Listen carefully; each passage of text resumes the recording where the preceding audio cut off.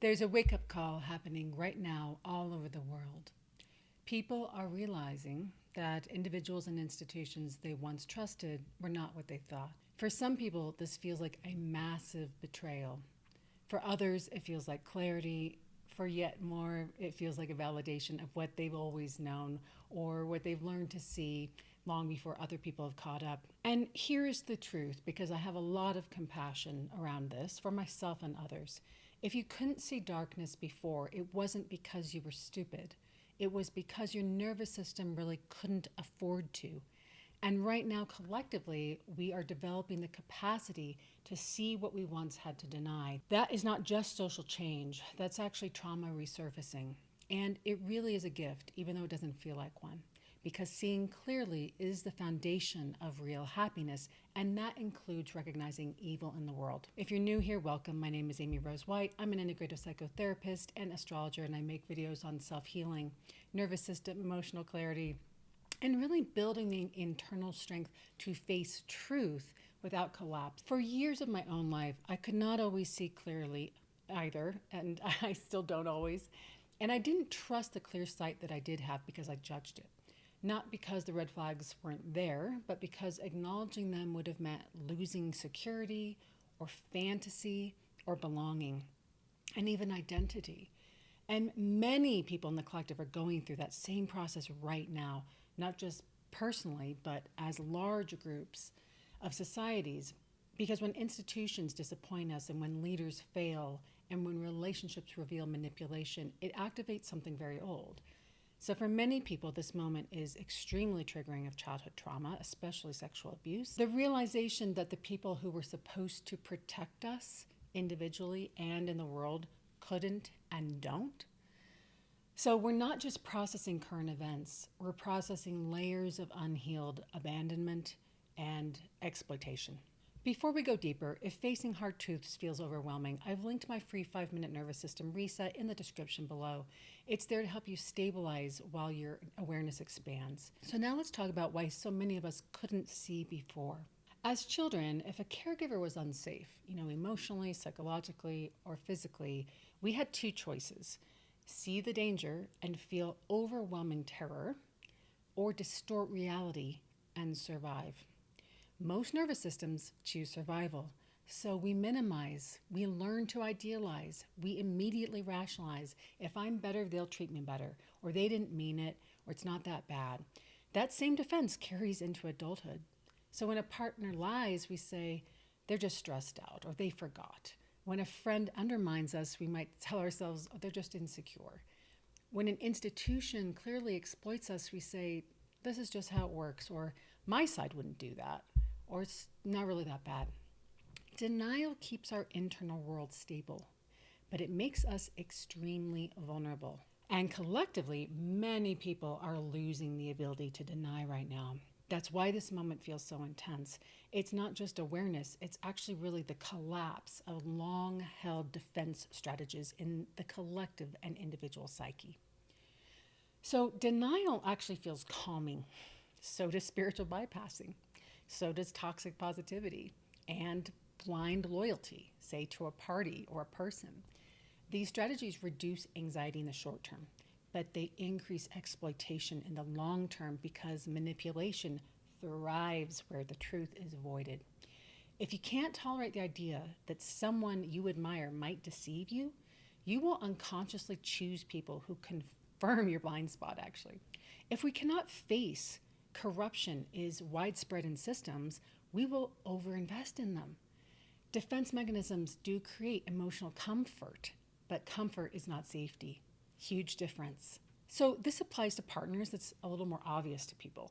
If someone gaslights you, but you don't want to be dramatic, you question yourself instead. And it applies to friendships. If someone competes with you subtly, but you value harmony over honesty or losing the connection, you'll ignore the pattern. And of course, it applies to institutions. If something feels exploitive, but you fear instability, you comply. Exploitation doesn't always look like villainy. It often looks like charm, charisma, authority, science. And if your nervous system equates awareness with danger, you'll suppress your perception. our minds are actually able to do that. You'll feel something's off and you'll talk yourself out of it. That's how self-deception forms. And self-deception is more dangerous, in my opinion, than external deception, because once you stop trusting your own perception, anyone can rewrite your reality. As people wake up to darkness and evil in the world and in people that they trusted, there's a common fear. I don't want to become bitter. But discernment is not bitterness. Discernment is clear sight. Judgment attacks people and their character. Discernment evaluates patterns. Judgment is more ego-driven, but discernment is actually safety-driven. When you start seeing inconsistencies like power imbalances and manipulation tactics or propaganda, it can feel like you're becoming critical or like a conspiracy theorist. But what's actually happening is your perception is sharpening, and that sharpening is actually a sign of growth, especially in a collective moment like this where illusions are dissolving. The discomfort that you feel isn't really negativity, as uncomfortable it is, it's more spiritual maturity. And it requires us to face that cognitive dissonance of, I was on the right side, and I'm talking about both or center or somewhere in between. Anytime we believe that we're correct or we're in the group that has the same value system, we're already that much more vulnerable to this defense strategy, and we have that much more dissonance that keeps us from actually seeing the truth right in front of our eyes. So let's get this really concrete. Some harm is tangible, like sabotage at work or financial manipulation or emotional coercion, boundary violations. But there's also energetic depletion. And you know this feeling. You leave certain conversations exhausted, not because of conflict, but because you were actually carrying the emotional weight of the interaction. And some people and some groups, I was about to say many, and I actually do think it's many, are really deeply disconnected from their own core vitality and connection to source energy. And instead of generating internally and through their connection to the divine, they actually extract externally through attention and validation and getting your time and your emotional labor. And if you can't see this dynamic, you'll overextend yourself indefinitely, even if only in your mind, say around a political ideology or religious framework. Clear sight, seeing the truth, being willing to see that darkness is driving a lot of people when they teach us something. And I'm talking about spiritual gurus, religious leaders, coaches, and therapists.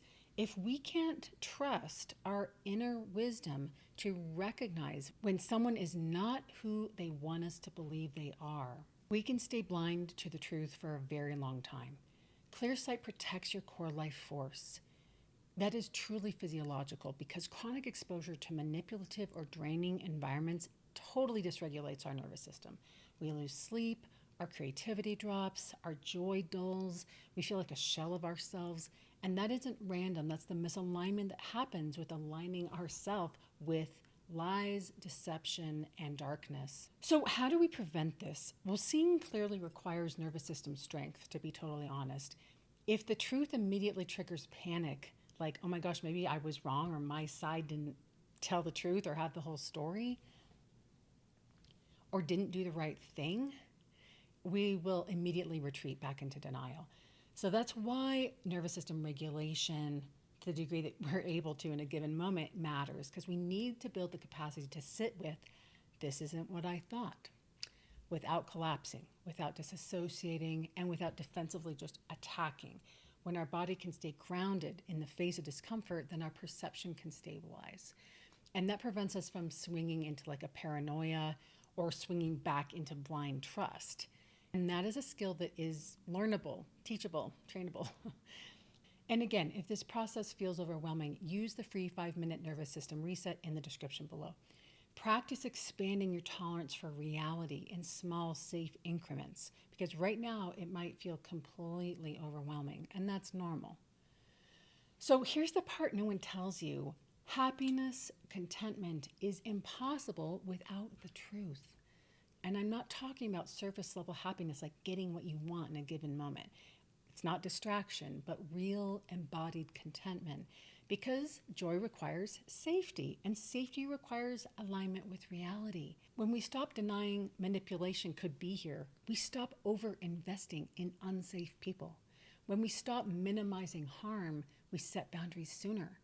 When we trust our perceptions, we conserve our psychic energy, and something really surprising happens. We relax because we're no longer fighting what we know. We're no longer gaslighting ourselves. Clear sight is actually not dark. It's not about circling the drain on all the evil and harm and bad people and things in the world. It's actually not that at all. It's about liberation, and it feels liberating.